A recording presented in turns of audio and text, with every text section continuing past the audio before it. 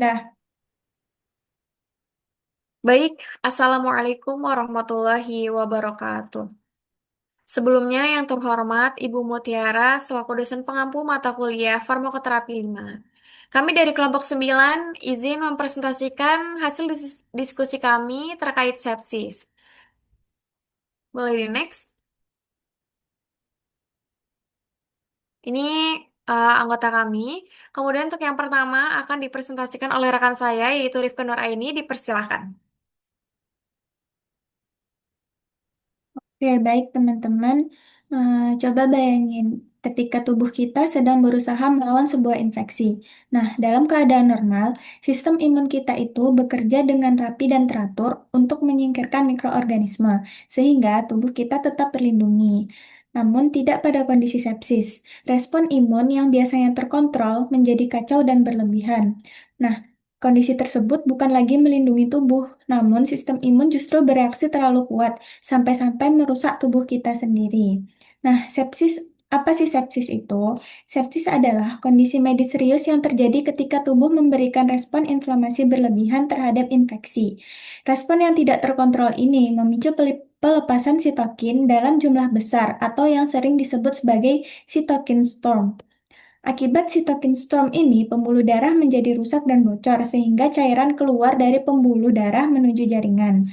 Nah, cairan yang bocor ini bisa menyebabkan hipovolemia, jantung tidak mampu memompa darah dengan optimal, akibatnya curah jantung menurun, dan akhirnya tekanan darah pun ikut turun, atau biasa disebut hipotensi. Ketika tekanan darah turun dan aliran oksigen ke organ tidak mencukupi, organ-organ vital pun mulai mengalami kerusakan. Inilah yang kemudian menyebabkan gagal ginjal, gagal jantung, gangguan fungsi otak, serta gangguan pada sistem endokrin dan organ lainnya. Next.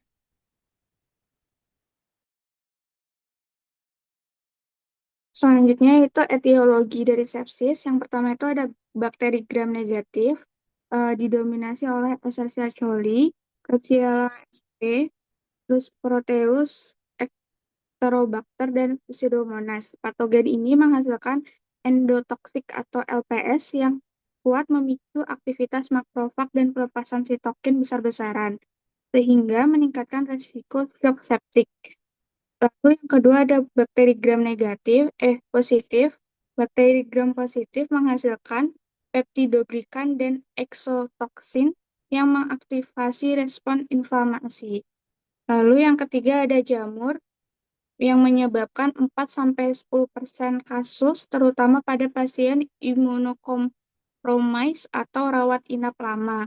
Yang terakhir ada faktor resiko, yaitu ada usia lanjut, diabetes, gagal ginjal, sirosis, kanker, HIV, terapi imunosupresif, rawat inap panjang, serta alat invasif seperti kateter atau ventilator yang meningkatkan kerentanan terhadap infeksi yang berkembang menjadi sepsis. Next.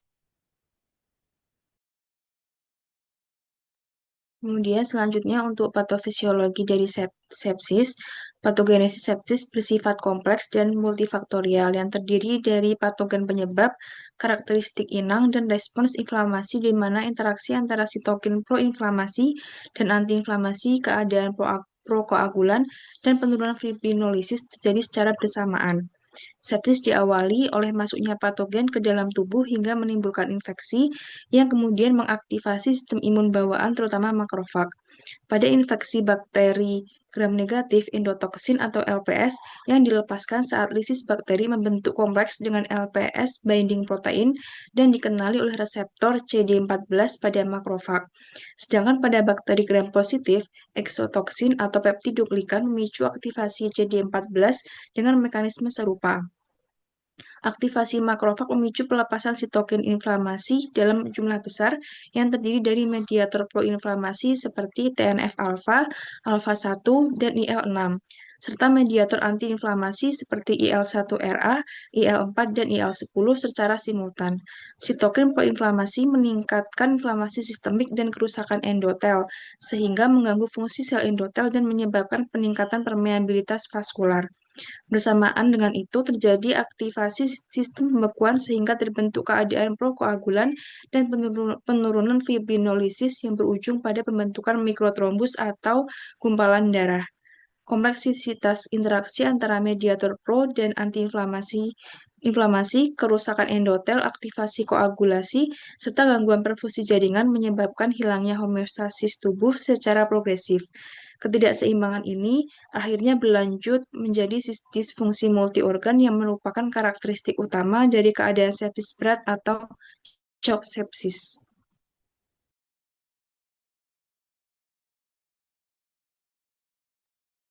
Baik, teman-teman. Pada kondisi sepsis, kita dapat melihat sejumlah tanda dan gejala khas yang menunjukkan adanya respon inflamasi sistemik.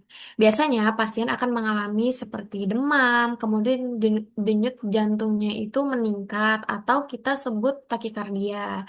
Kemudian disertai nafas yang menjadi lebih cepat, atau biasa kita sebut dengan takipnea. Kemudian, selain itu, secara laboratorik sering ditemukan leukositosis. Semua manifestasi ini muncul karena sistem imun, baik komponen proinflamasi maupun antiinflamasi, aktif secara bersamaan. Nah, aktivasi ganda ini berperan memicu kerusakan pada mikrovaskular dan mengaktifkan berbagai kaskade lain yang kondisi pasien. Jadi, tanda-tanda ini penting untuk kita kenali sebagai indikator awal terjadinya sepsis. Boleh di next?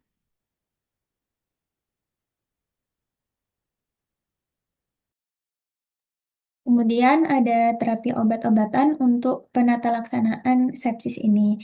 Yang pertama itu ada antibiotik. Pemilihan antibiotik pada bakteri yang resisten antibiotik.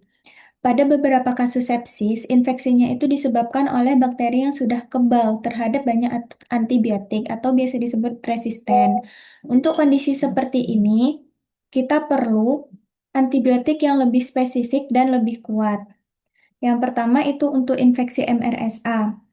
Obatnya itu ada vancomycin, teicoplanin, linezolid, dan ceftobiprol.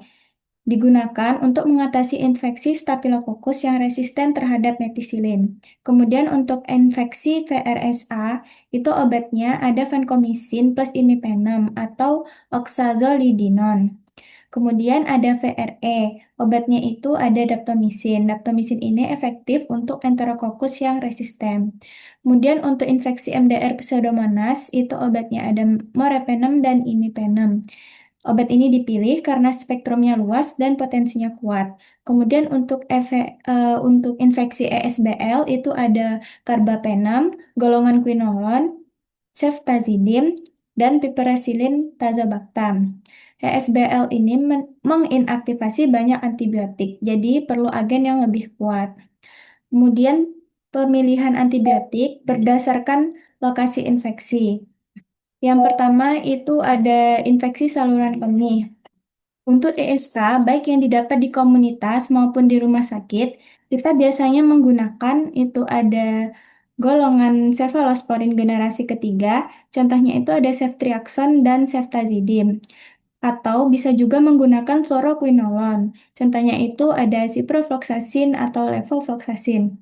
Kemudian untuk pneumonia komunitas atau ISPA, itu bisa menggunakan golongan beta-laktam. Contohnya cefotaxime, ceftriaxone, ampicillin sulbactam, atau golongan fluoroquinolone, yaitu levofloxacin atau moxifloxacin, ditambah makrolida. Contohnya itu clarithromycin atau azithromycin. Bisa juga ditambah vancomycin atau linezolid jika curiga MRSA.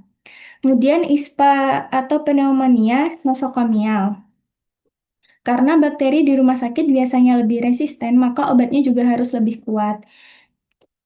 Contoh obatnya itu ada golongan cefalosporin, contohnya ada cefepime atau ceftazidime, atau carbapenem, obatnya itu meropenem atau imipenem, atau bisa juga beta-lactam, yaitu piperacillin tazobactam, ditambah fluoroquinolone, contohnya itu ciprofloxacin atau levofloxacin, atau aminoglikosida. Contohnya itu amikacin, gentamicin, tobramicin. Bisa ditambah vancomycin atau linezolid jika curiga MRSA. Next. Kemudian untuk infeksi intraabdominal komunitas, obatnya itu ada karbapenem, golongan karbapenem. Contoh obatnya itu ada imipenem silastatin, meropenem, doripenem, ertepenem, atau bisa juga piperacillin tazobactam. Selain itu bisa juga menggunakan kombinasi golongan cefalosporin, contohnya cefepime, ceftazidime, ceftriaxone, ditambah metronidazole, atau golongan fluoroquinolone, contohnya ciprofloxacin atau levofloxacin, ditambah metronidazole. Kemudian untuk infeksi intraabdominal nosokomial, itu obatnya ada golongan karbapenem, contohnya imipenem atau meropenem, atau bisa juga piperacillin tazobactam. Selain itu juga bisa juga digunakan golongan cefalosporin, contohnya ceftazidime plus cefepime plus metronidazole. Kemudian untuk infeksi kulit atau jaringan lunak komunitas itu obatnya ada vancomycin atau linezolid atau bisa juga daptomycin. Kemudian untuk infeksi kulit atau jaringan lunak di nosokomial itu obatnya bisa vancomycin plus piperacillin tazobactam. Ya. Yang terakhir ada infeksi terkait kateter. Itu obat utamanya itu vancomycin. Namun bisa juga menggunakan cefalosporin generasi keempat atau golongan karbapenem atau beta-lactam plus penghambat beta-lactamase. Next.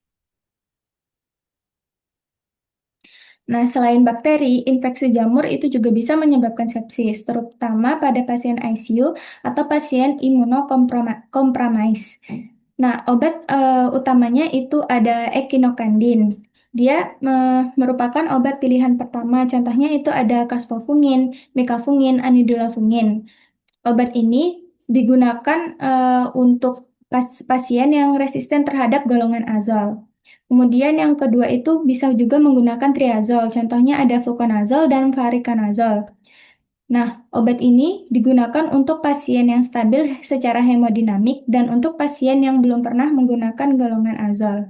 Kemudian ada obat vasopresor. Nah, terapi vasopresor ini diperlukan untuk mempertahankan perfusi pada kondisi hipotensi yang membahayakan nyawa. Vasopresor ini diberikan bila MAP tetap di bawah 65 mmHg setelah terapi cairan. Contohnya itu ada norepinefrin sebagai pilihan pertama, kemudian ada vasopressin sebagai tambahan, bukan pengganti bila norepinefrin tinggi. Dosisnya itu 0,03 unit per menit. Kemudian ada epinefrin sebagai alternatif atau tambahan bila perlu. Kemudian yang terakhir ada dopamin. Nah, dopamin ini hanya untuk pasien dengan bradikardi atau risiko rendah aritmia. Terakhir itu ada inotropik. Inotropik ini obatnya ada dobutamin, dapat diberikan hingga 20 mikrogram per kgbb per menit dan dapat digunakan bersama vasopresor bila yang pertama ada disfungsi miokard yang ditandai dengan rendahnya cardiac output serta perfusi atau aliran darah ke jaringan tetap rendah meskipun volume intravaskular sudah cukup dan MAP sudah tercapai. Next.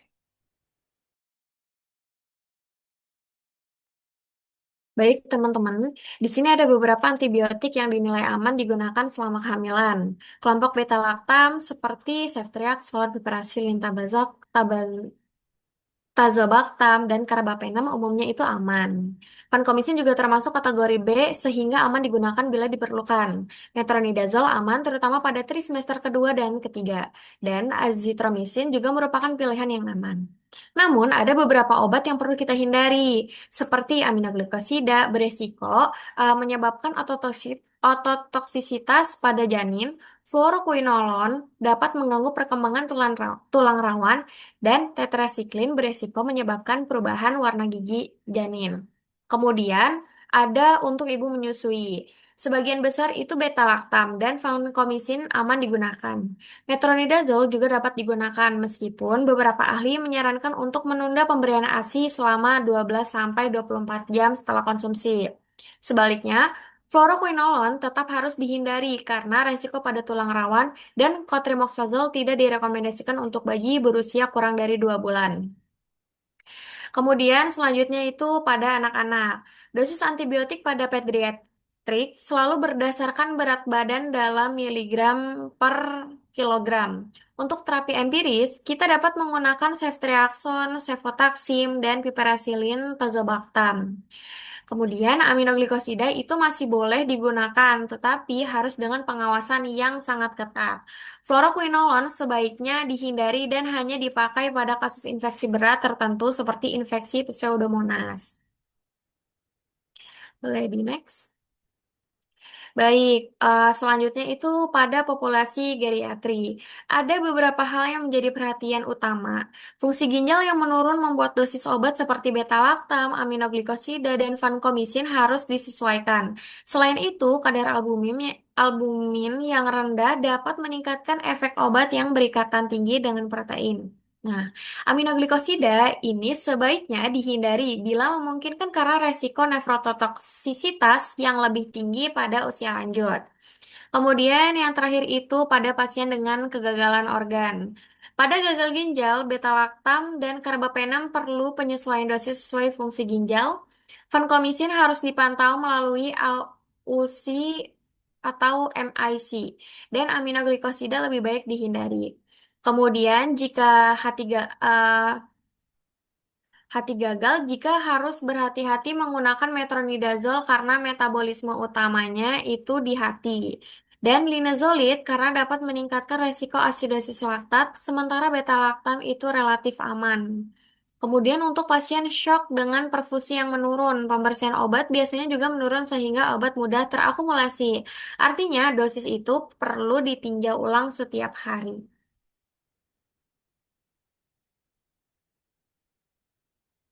Kemudian untuk terapi non-obat dari sepsis itu ada dua, yaitu terapi cairan dan pemberian komponen darah. Yang pertama itu terapi cairan. Pada fase awal sepsis terjadi fase hipovolemik, hipodinamik. Oleh karena itu diperlukan resusitasi cairan yang adekuat. Hipovolemia terjadi karena penambahan volume cairan interstisial karena ekstravasasi cairan, sehingga aliran darah balik vena berkurang. Penggantian volume pada pasien sepsis akan memperbaiki fungsi jantung dan hantaran oksigen secara signifikan. Dengan demikian, meningkatkan perfusi jaringan dan menghentikan metabolisme anaerob. Pemberian cairan dilakukan dengan pemantauan melalui kateter vena sentral. Resusitasi cairan disarankan menggunakan koloid alami atau artifisial atau kristaloid. Karena volume distribusi lebih besar pada cairan kristaloid, resusitasi dengan kristaloid membutuhkan lebih banyak cairan dibandingkan koloid, dengan efek samping edema lebih besar. Kristaloid yang banyak digunakan antara lain adalah NaCl 0,9% dan linjer laktat dengan dosis pemberian kristaloid minimal 30 mili per kilogram dalam 3 jam pertama. Pemberian 1 liter kristaloid isotonik akan mengekspansi volume intravaskular sebanyak 100-200 mili. Koloid yang banyak digunakan untuk resusitasi inisial meliputi albumin 5% dan hidroksietil starch. Yang kedua ada pemberian komponen darah. Hemodilusi pasca resusitasi berperan menyebabkan anemia pada senjata spesifik.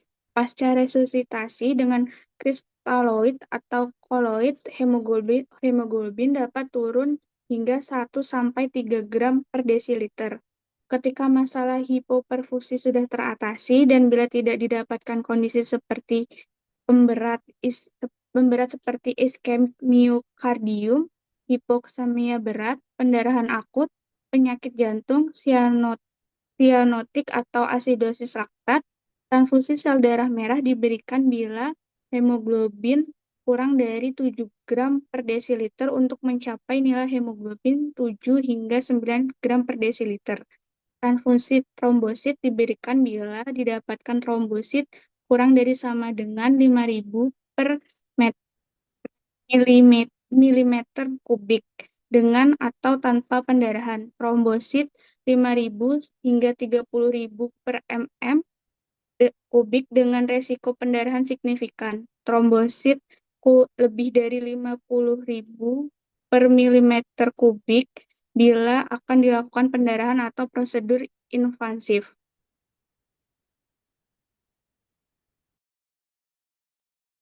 Baik, berikut adalah hasil presentasi kami. Mohon maaf bila ada salah kata. Bila taufik wal hidayah. Wassalamualaikum warahmatullahi wabarakatuh.